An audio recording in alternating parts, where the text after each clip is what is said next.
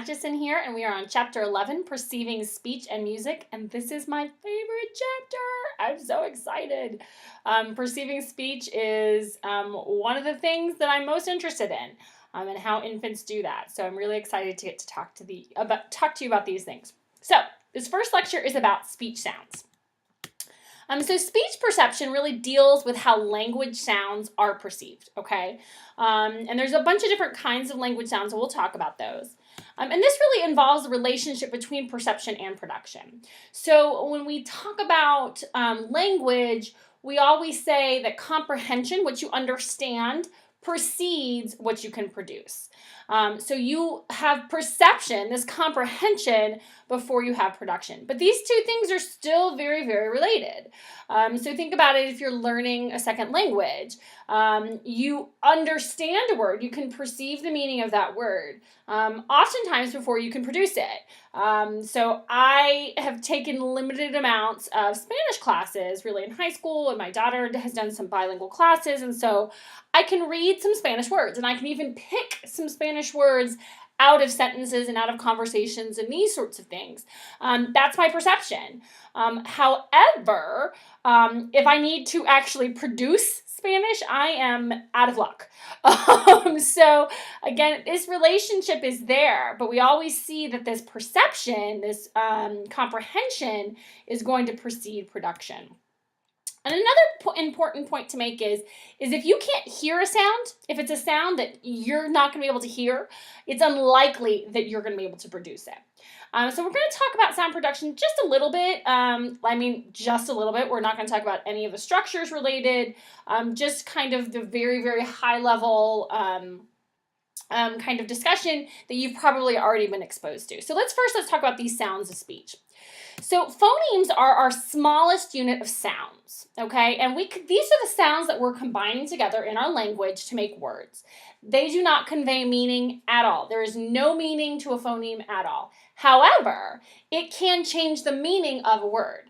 Morphemes, however, have meaning. So these are the smallest units of language that have meaning. These can be prefixes and suffixes, and I'll show you some more examples in a second. So phonology is really the study of how sounds are made and combined to produce speech. So this phoneme is the smallest unit of language that affects meaning. Again, it doesn't contain meaning. It can affect it, but it doesn't contain meaning. Here's how it can affect meaning. Rip versus lip. Really, the only thing that's changed is the phoneme of the r versus the l. And other than that, and that changes the meaning of the word completely. In English, there are 45 phonemes. There are thousands of phonemes in the world. However, in English, there's 45 of them. And we'll talk about why that matters some as well. So phonological rules indicate how we can combine these phonemes into speech sounds. Okay, so another example of a phoneme would be the E, the feet. In feet, the E sound is a phoneme in English. And morphemes talk about, again, how we can combine the smallest meanings of language to produce words. So in terms of how we structure our language, we're really going to be focusing on kind of the green and the yellow here, the morphemes and the phonemes, and how we can break sections of speech into words that consist of different phonemes. So in this sentence, the boy hit the ball. Each word is actually a morpheme because each of these words, none of them can be broken down into any smaller pieces and still contain meaning. So these will actually all be morphemes themselves. These morphemes, however, are composed of phonemes. If you look at the bottom in the yellow, those don't look like our normal alphabet. That is going to be an international phonemic alphabet, which you are not responsible for knowing. But again, that's how we represent these phoneme sounds. We could, however, say the boy hit the balls. Then balls is going to be two morphemes. We'll have the morpheme ball, and we'll have the morpheme of s. Now that is also going to be a phoneme, but because it adds meaning, it's going to be a morpheme. okay? So another example of this would be unladylike. In the word unladylike, it consists of 3 morphemes and 4 syllables. So the morpheme breaks would be which means not, lady, which means well-behaved. Now, lady has 2 syllables, so this is not just about syllables either, okay? But you can't break lady apart and have it still contain its meaning. And like having the characteristics of. So this is going to have 3 morphemes. Producing speech really starts in the brain, and this is really as in-depth as we're going to get on speech perception, this one slide, because it is related to our perception of speech. But this is not a speech-language pathology class, so we're not going to get into the nitty-gritty of that. So after determining what to say, the sound system has to come into play. And there's a ton of pieces in this. I mean, if you think about all the muscles in your lips and your tongue and your throat and your, we've got so many different pieces involved. Your tongue, all these different things. Your teeth are involved in the production. All of this stuff comes into play. There are different pieces of this, and these 3 pieces kind of will be more important, and we will talk about these as we go. So articulation, and again, you're familiar with articulation. To actually really properly articulate something is going to be to enunciate it properly and not really kind of roll over any of the word sounds. So for example, the other day my daughter had a spelling test and she had to write dentist. Well, I'm from the South. I don't always sound very Southern, but most of the time I don't say dentist, I say dentist. And I kind of get rid of that middle T. So when she wrote dentist, she left out that middle T because I had not articulated that T. We as a family do not continually articulate that middle T in pronouncing that word. So she didn't know it was there. So again, that would be an example of articulation. Manner of articulation, how we do this, and voicing will all kind of discussed as we go. Phonemes cannot be identified by specific frequencies. So these are not going to be able to just, in terms of frequency mapping and the tonotopic mapping of the auditory cortex, that's not going to help us out here. Kind of the frequency maps we see in the basilar membrane, not going to help us out here. We don't do it by particular frequencies. The auditory system uses relative positions of frequencies and other features in the context of the entire speech stream. So this is a highly, highly complex system. We're not going to get into the complexities of it, but it's more than just frequency that's at play here.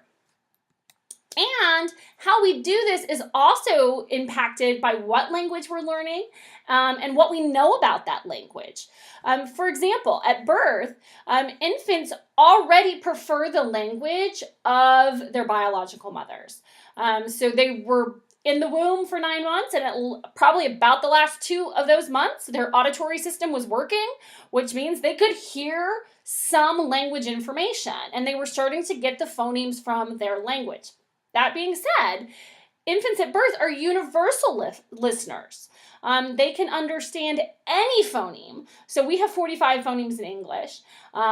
They've got those 45. They can distinguish between those 45, but they can also distinguish between the other thousands of phonemes that are present. So infants really come into the world. We come into the world ready to discriminate between these phonemes, ready to tell the difference between these phonemes.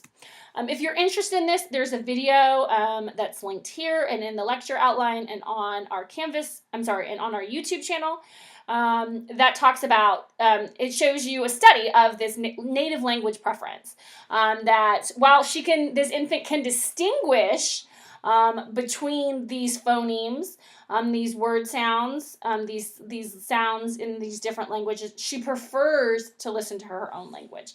So that really tells you already at birth, kind of that context is an important piece. Infants are already preferring, newborns are already preferring that information. And we'll talk about these some more in subsequent lectures. So speech sounds really can vary within the same speaker. So you've probably at one point, somebody's called and they'd say hello, and before we had caller ID, you didn't realize who it was because it didn't sound like that person. So we can have a variety of different speech sounds even within one speaker. Again, this can be that sloppy enunciation. When I don't pronounce the T, in dentist. That's not good. That's that sloppy enunciation. Talking with our mouths full can really confound this. And coarticulation as well. Coarticulation is when we start to say the next phoneme, the next speech sound, before we finish saying the first.